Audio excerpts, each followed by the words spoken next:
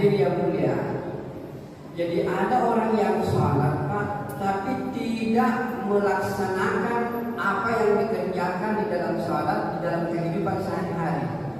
Kita sudah jelaskan kemarin bahwa yang disebut dengan mendirikan sholat itu adalah ketaatan kepada Allah yang kita lakukan di dalam sholat, itu juga kita kerjakan di luar sholat.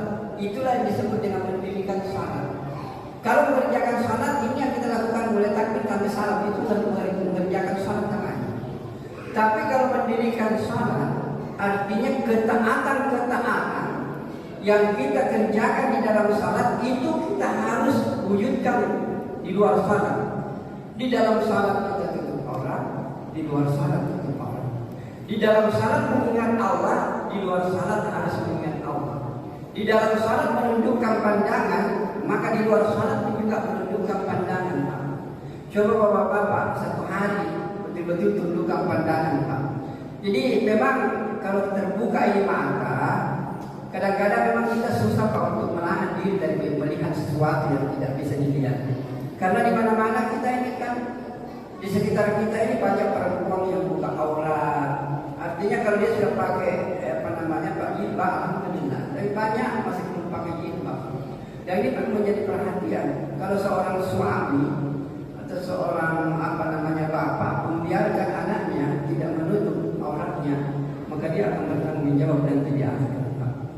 Maka sampaikanlah dengan lemah lembut agar anak-anak kita, istri kita itu bisa menutup aurat.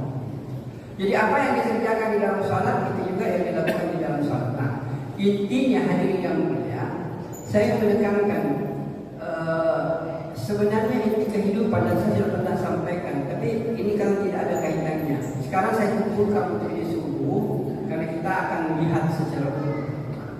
Banyak orang yang sholat Pak. Sholat itu kan artinya diawali dengan perkataan. Jadi apa yang dikerjakan, apa yang dibaca di dalam sholat, dia tidak kerjakan dalam hidup. Coba dulu. Apa artinya Pak? Alhamdulillahirabbil alamin. Segala puji hanyalah milik Allah. Itu kita baca itu. Tapi apa maksudnya itu Pak? Apa maksudnya segala puji hanya milik Allah? Saya ingin mengatakan kepada bapak-bapak dan saudara, ini saja satu ayat yang bapak praktekkan dalam hidup, insya Allah akan merasa tenang dalam hidup. Tolong perhatikan baik-baik. Satu ayat saja ini.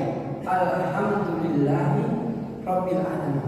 Segala puji hanya milik Allah. Kalau ibu dan bapak paham, kemudian kerjakan dalam kehidupan, tidak ada susah dalam hidup ini. Apa maksudnya itu? Alhamdulillahirabbil alamin. Segala puji hanya milik Allah. Artinya manusia itu tidak punya hak untuk dipuji. Sanjungan, pujian, penghormatan itu hanya milik Allah. Kalau ada orang yang di dalam dirinya ada keinginan untuk dipuji, ada keinginan untuk dihormati, ada keinginan untuk disanjung, maka ini adalah sumber malapetaka. Saya ulangi Pak, di sinilah banyak manusia terjebak dalam hidup.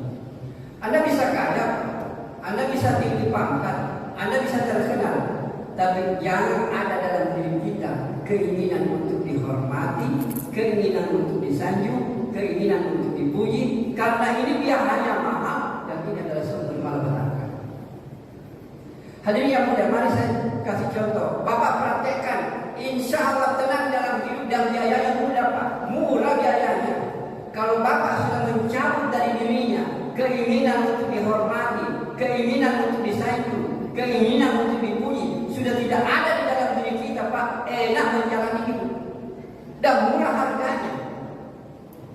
Mari saya tunjukkan contoh sederhana hadirin yang mulia. Tolong kira-kira Pak, tinggalkan rumah kita, kita berangkat dan cabut keinginan di dalam hati untuk dipuji dan dihormati. Enak ini jalan Pak, jalan lagi.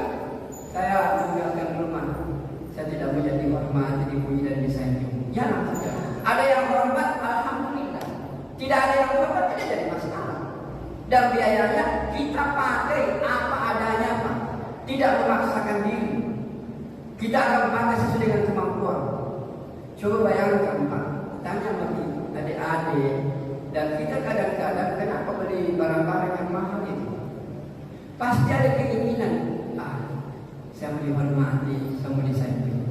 Bahkan kadang-kadang minta maaf kepada ibu-ibu, itu beli baju yang mahal dan lain-lain. Atau saya langsung saja. Nanti biasanya itu kalau mau masuk Lebaran, macam-macam itu Pak. Di sini betul-betul. Horden itu masih bagus Pak, masih bagus horden. Boleh diganti Pak, nanti. Dia di bantal-bantal kursi, ganti lagi Pak, padahal masih bagus. Tujuannya apa Pak? Tanya sama istri apa tujuannya? Pasti dia katakan supaya orang alunya Pak, enak. Bayangkan Pak, kita yang menyusahkan diri untuk menyenangkan orang lain, kami fatal itu Pak.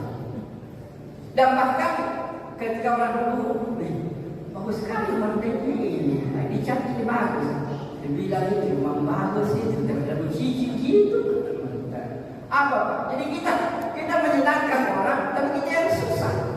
Inilah orang tidak memahami alhamdulillahirabbil alamin. Segala puji itu milik Allah. Tidak ada keinginan untuk disanjung, tidak ada keinginan untuk dipuji. Hidup apa adanya Pak, nikmat menjalani hidup. Kita baca di dalam Al-Fatihah salat, tapi kita tidak praktekkan dalam kehidupan. Inilah sumber malapetaka. Jadi kalau kita tahu bacaan-bacaan yang ada dalam salat, kita praktekkan dalam kehidupan, indah ini. Kita baca alhamdulillahirabbil alamin di awal salat. Di akhir salat pun juga Allah menekankan itu. Itulah tahiyat. At-tahiyat. Mubarakat. Salawat. Thayyibatu lillah. Sesungguhnya penghormatan, sanjungan, salawat, semuanya milik Allah Subhanahu wa taala. Bayangkan hebatnya itu salat. Di awal salat Allah ingatkan, wahai manusia, kau tidak punya hak untuk dipuji. Wahai manusia, kau tidak punya hak untuk disanjung. Yang berhak disanjung dipuji hanyalah Allah Subhanahu wa taala. Di akhir salat pun juga diingatkan itu. At-tahiyyatu, mubarakatu, salawatu, thayyibatu lillah. Sanjungan, penghormatan, pujian, semuanya adalah milik Allah Subhanahu wa taala. Itulah hakikat dalam salat itu. Itu akan mencabut keinginan kita untuk dipuji dan disanjung. Coba bayangkan Pak, kalau Bapak hidup di dunia ini, sekalipun banyak harta, sekalipun tinggi pangkat, tapi tidak ada keinginan untuk disanjung, enak sekali menjalani hidup. Ada orang yang hormat, kita tidak jadi masalah. Ada yang tidak hormat, kita pun tidak merasa terlihat merasa dihina, tidak. Kita makanya kalau kita bergaul, hadirin yang mulia, saya itu Pak di kampus itu enak, nggak pernah saya susah. Makanya kawan-kawan pada salah kayaknya tidak ada susahnya ini. Saya kalau habis mengajar di kelas itu, apalagi kalau sudah masjid Pak, saya biasanya tidur sama mahasiswa cerita. Enak itu, nggak ada jarak saya pada mahasiswa, nggak ada. Dan enak di situ kita berdialog. Ada yang Pak tadi waktu di kuliah ini saya tidak tahu ini, kita tanya ini. Enak itu ini, masa tidur dengan mahasiswa. Dan biasanya kalau habis kuliah, saya duduk di bawah pohon bersama-sama dengan mahasiswa dan lain sebagainya. Jadi tidak ada itu mahasiswa mohon, tapi hebatnya kalau saya begitu bapak-bapak, Allahu Akbar, justru mahasiswa itu sangat hormat kepada kita, sangat mencintai kita karena kita dialog dengan mereka. Nah, hadir yang dimuliakan oleh Allah Subhanahu wa taala, inilah hal-hal, mudah-mudahan Bapak dengan penjelasan yang agak ringkas ini, mungkin dalam malam-malam selanjutnya mungkin tidak terlalu panjang seperti ini. Ini mulai saya datang sampai sekarang ini memang saya akan menunggu datangnya waktu Isra.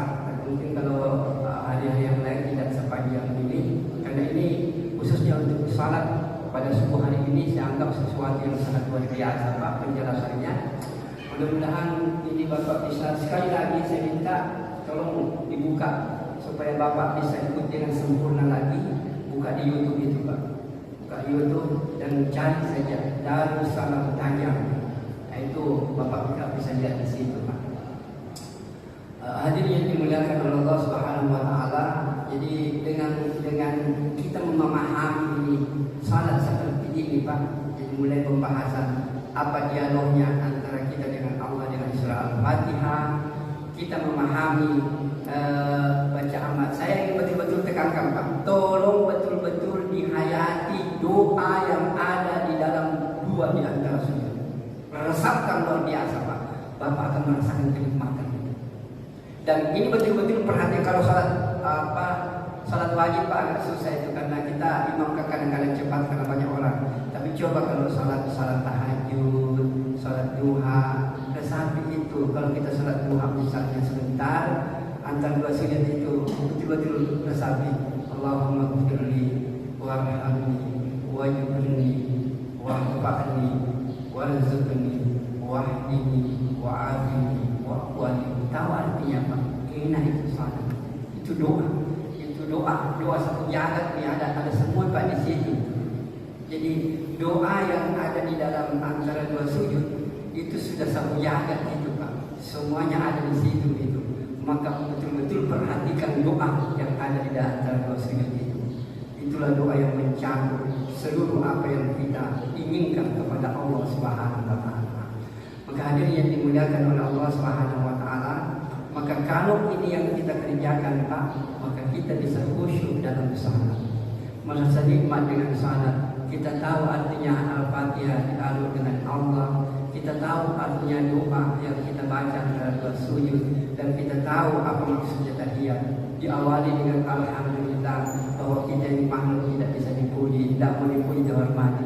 Maka kalau begini caranya kita hidup Pak, tidak mau dihormati, tidak mau disanjung dan tidak mau dipuji, sekalipun harta banyak, sekalipun tinggi banyak pangkat, maka insya Allah itulah yang diperhatikan oleh Nabi dan para sahabat. Mereka mencari dalam dirinya keinginan untuk dihormati dan selalu mengatakan hormati Allah, pujilah Allah, sanjunglah Allah, maka engkau akan hidup tenang dalam kehidupan di dunia sementara ini dan di akhirat yang kekal abadi. Mudah-mudahan apa yang saya sampaikan pada subuh hari ini dan saya anggap sesuatu yang sangat penting sekali untuk kita kerjakan, karena ini adalah salat, ibadah inti, ibadah yang pertama diperiksa di akhirat, dan dia merupakan kepala yang anggota tubuh, dan dia merupakan kuncinya surga. Kalau salat kita kerjakan secara begini Pak, maka insya Allah kehidupan akan kita nikmati dengan tenang dan damai. Di dunia kita damai, maka insya Allah Pak, bahagia kita akan di akhirat. Dan saya akan tutup begini, kalau ada orang yang tidak merasa bahagia dengan ini agama, itu berarti ada yang salah dalam memahami Islam dan ada yang keliru dalam memahami Islam. Apabila Islam dipahami dengan benar dan diamalkan dengan benar, orang itu pasti akan bahagia dalam hidupnya. Tidak ada hubungannya dengan harta, tidak ada sangkut pautnya dengan pangkat dan jabatan, dan tidak ada kaitannya dengan status sosial. Yang jelas agama kita kerjakan, terutama salat kita perhatikan, maka insya Allah kebahagiaan kita akan meraih, dunia kita dapat, akhirat pun juga insya Allah akan kita kumpul di surga.